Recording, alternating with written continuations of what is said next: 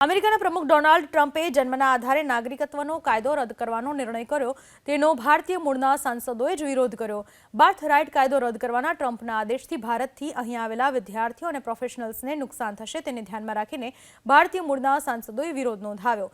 ગેરકાયદેસર રીતે અહીં રહેતા ઇમિગ્રન્ટ્સના હવે પછી અમેરિકામાં જન્મતા બાળકોને અગાઉ આપોઆપ નાગરિકત્વ મળી જતું હતું, જે હવે ટ્રમ્પના નિર્ણય બાદ નહીં મળે। આ નિર્ણય પર સોમવારે ટ્રમ્પે સત્તાવાર હસ્તાક્ષર કર્યા।